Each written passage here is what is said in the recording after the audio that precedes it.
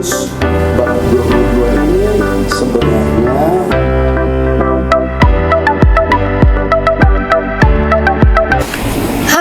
sahabat-sahabat Komisi KKS yang tercinta, kita berjumpa kembali di ruang Katekesi Alam. Saudara-saudara yang terkasih, kita masih berada dalam suasana kemerdekaan. Tentu saja aroma perayaan-perayaan di mana-mana masih sangat terasa. Pada minggu keempat ini kami akan melanjutkan perbincangan dari edisi minggu kedua yang lalu dengan tema yang masih sama, yakni Aku Cinta Indonesia. Bagaimana kita sebagai warga negara bisa mengungkapkan rasa cinta kita kepada negara kita melalui kehidupan kita sehari-hari di tempat kita berkarya sehari-hari. Kali ini saya bersama dengan beberapa narasumber yang sungguh-sungguh benar-benar kami rasa bisa membantu kita untuk mengarahkan kita bagaimana kita harus bersikap sebagai warga negara. Baiklah, yang pertama yaitu Pastor Joseph Lesta S. Pandia OFM Konventual sebagai Vikarius Pro Religious Camp dan sekaligus Ketua Komisi Kerasulan Awam Keuskupan Agung Medan. Hadir. Yang kedua, ada Pastor Theodoris Ruing OCD sebagai Ketua Komisi Kepemudaan Keuskupan Agung Medan. Salam. Dan yang tak kalah penting juga ada Bapak yang sangat keren di sini, Bapak Johannes Monang, anggota Badan Pengurus Komisi Kerasulan Kitab Suci Keuskupan Agung Medan. Halo, selamat sore. Dan saya sendiri, Megaria Tambu Bolon, sebagai anggota Badan Pengurus KKS KAM. Baiklah, yang pertama, dalam 1 Petrus 2 ayat 13-15 dikatakan, tunduklah karena Allah kepada semua lembaga manusia, baik kepada raja sebagai pemegang kekuasaan yang tertinggi, maupun kepada wali-wali yang diutusnya untuk menghukum orang-orang yang berbuat jahat dan menghormati orang-orang yang berbuat baik.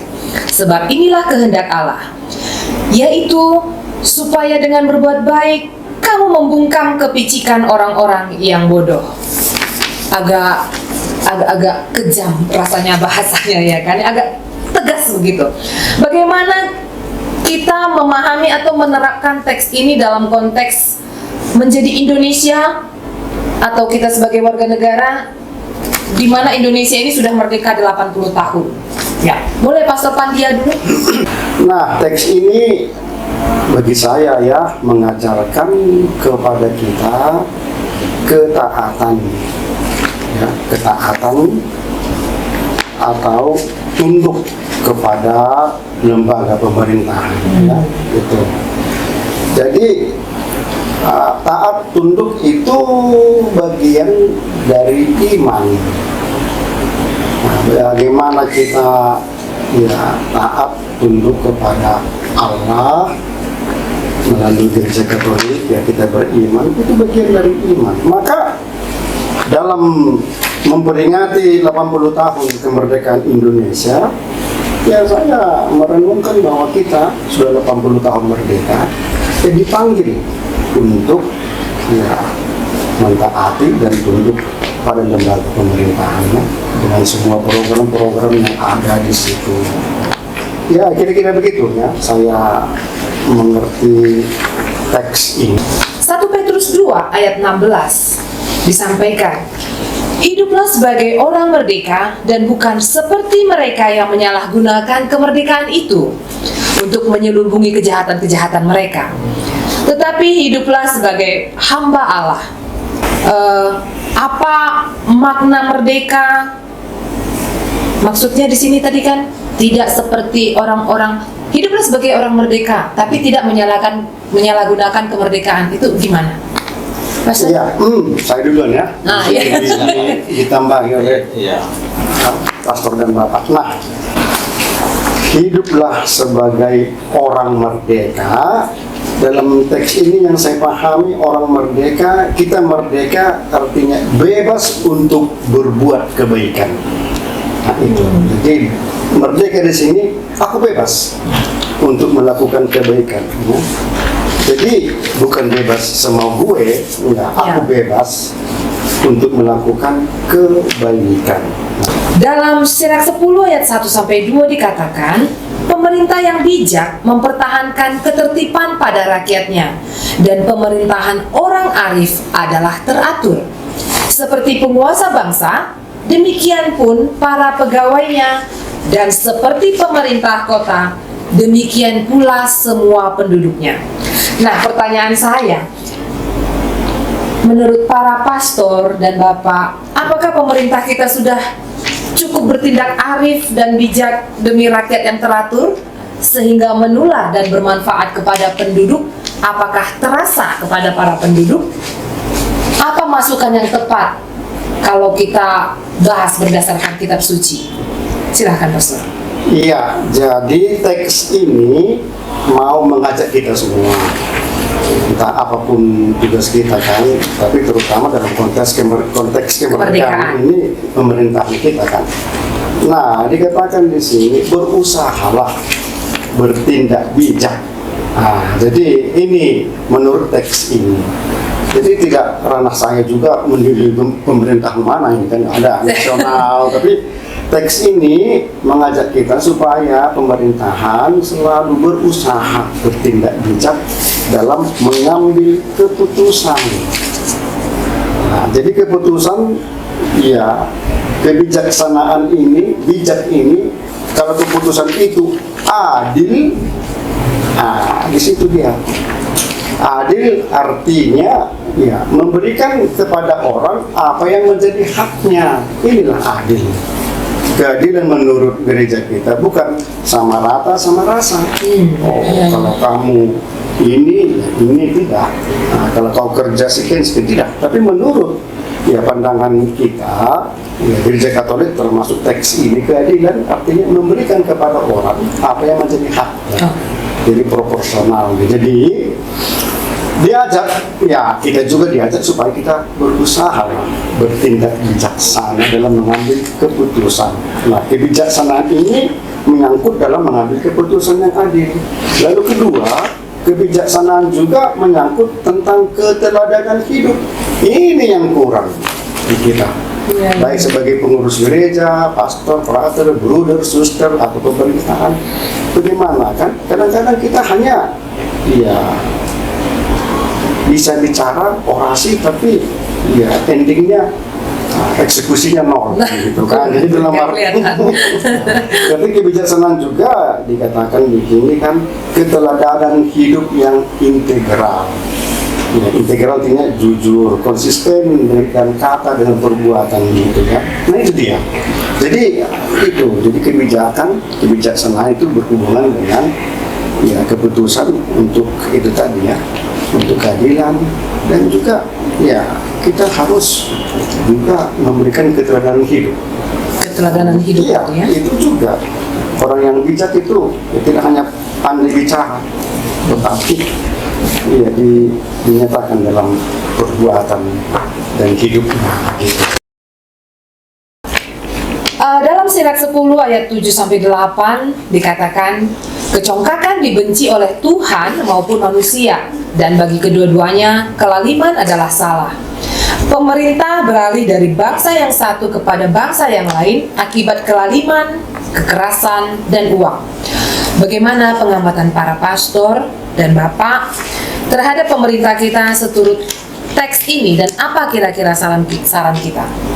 Baik, kecongkakan dan kelaliman dari teks yang baru kita dengar tadi dibacakan itu merupakan peringatan serius. Serius dalam kitab suci. Jadi kecongkakan dan kelaliman ini peringatan serius dalam kitab suci. Kenapa serius? Karena bisa merusak tatanan bangsa. Apa itu tatanan bangsa? Tatanan bangsa itu sistem yang sudah dibuat, atau kesepakatan bersama yang sudah dibuat, atau nilai-nilai yang kita yakini, dan aturan-aturan yang menjadi dasar kehidupan atau kebijakan dalam suatu negara. Nah ini, jadi bahaya ini kecongkakan dan keladiman ini, dan bisa menghancurkan tatanan itu tadi. Nah, untuk bisa keluar ke situ, supaya kita jangan congkak, tidak halim, ya pemimpin, baik siapapun kita ini harus peka, ya, peka, terbuka, dan selalu berpihak pada tadi kembali keadilan. Ya, keadilan itu memberikan kepada orang apa yang menjadi haknya. Itulah adilnya itu. Nah, jadi kitab suci lagi yang sama mengatakan ya para pemimpin hendaknya rendah hati lah, ya, rendah hati ya, dan memiliki integritas. Integritas artinya apa? Apa yang diucapkan, dikatakan harus sejalan dengan yang dikerjakan. teladan hidupnya. Nah itu, jadi itu perlu kembali di situ. Maka harapan kita di hari ulang tahun ke-80 kemerdekaan ini, ya para pemimpin bahkan kita pun terbukalah terhadap masukan-masukan. Ya, betul. Dari bawah, di atas, atau dari mana. Dan kita juga ya menjauhkan diri dari praktik yang merugikan rakyatnya. Kadang-kadang kita pikir itu sudah kebijakan membantu rakyat, tapi tidak, merugikan, ya gitu. Dan tadi kembali ke atas, kita adalah sebagai pemimpin melayani bonum communis, kebaikan bersama. Dan kalau di situ kebaikan bersama yang memang menjadi tujuannya, itu sudah berarti kita juga melayani Tuhan, ya kira begitu yang saya bisa.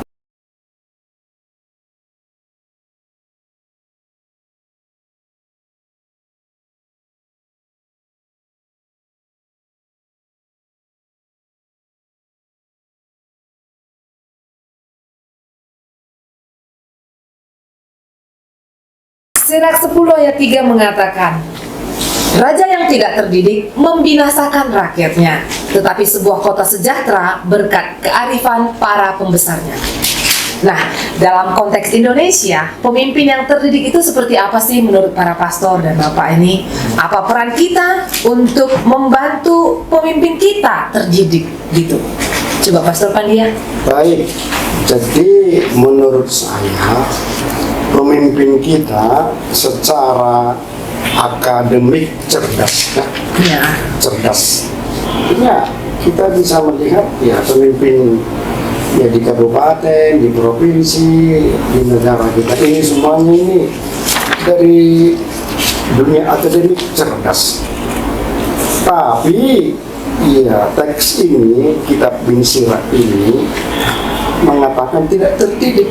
Dalam arti apa tidak terdidik? Nah, jadi dari segi akademik mereka ini terdidik, cerdas. Tapi kembali lagi kita disegarkan dan diingatkan oleh teks ini, ketidakterdidikan pemimpin atau kita dimaksud di sini apa? Pemimpin yang tidak bijaksana, itu dia. Nah, jadi mengambil keputusan-keputusan itu kembali lagi ya, tidak pada bonum communis, kebaikan bersama. Lalu kedua, tidak terdidik dalam arti tidak bermoral, tak bermoral. Nah, itu tadi.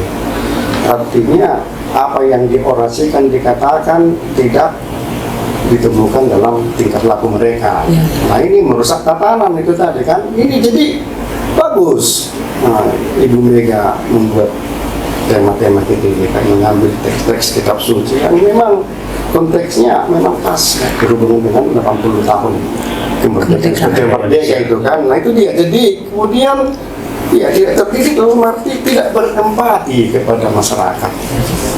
Tak ada empati begitu. Pokoknya saya melakukan tugasku, yes, selesai. Checklist. Ya, apa yang terjadi di sana?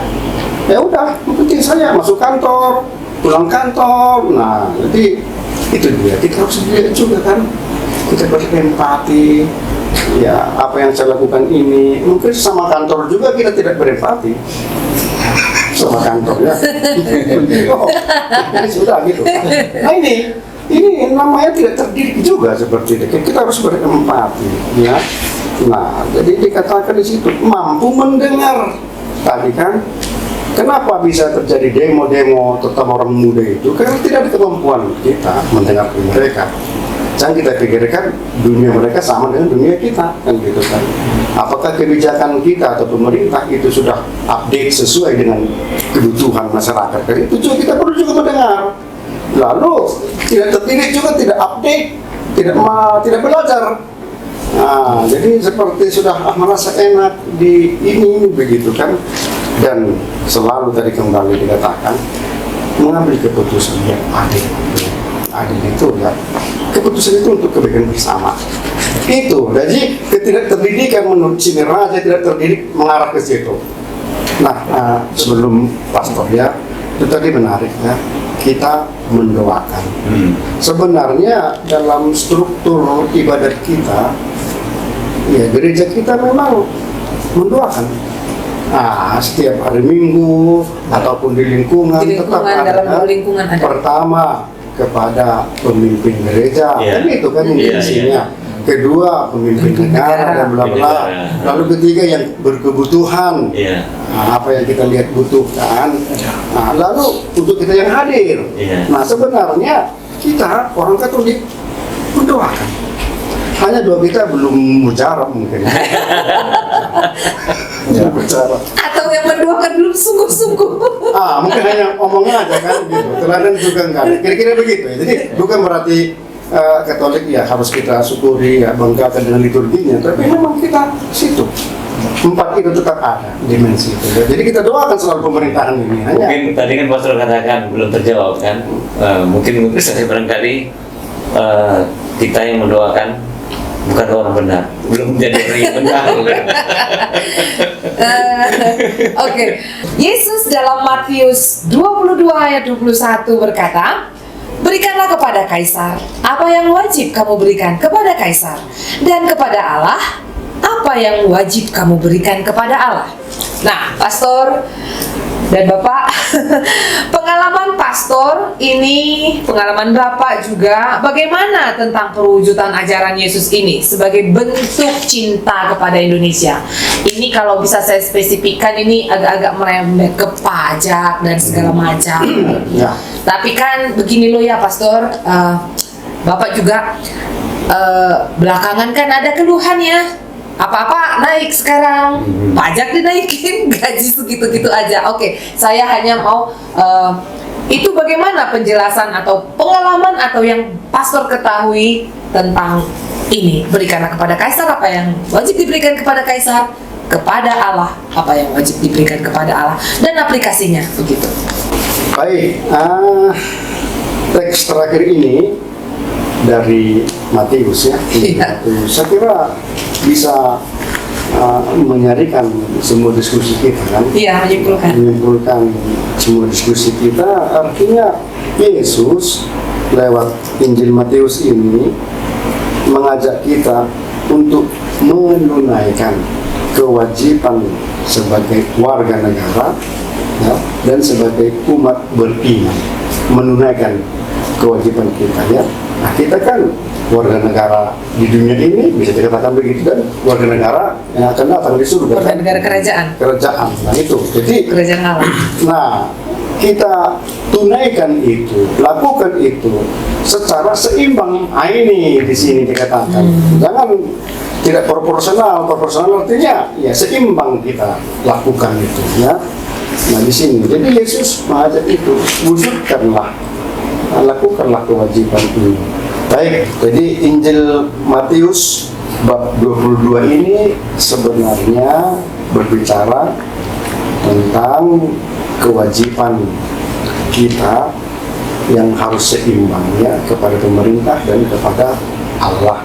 Ya, karena kita ini warga negara ya di dunia ini dan juga warga negara ya, hidup kekal Allah ya, ke depan. Nah, di sini mau dikatakan ya Yesus mau memperjelas juga dengan gambar apa itu uangnya? Ya, gambar uang. Supaya paham orang. Berikanlah lihat gambar siapa ada ini, tulisan gambar siapa? Ya, Kaisar berikan kepada dia.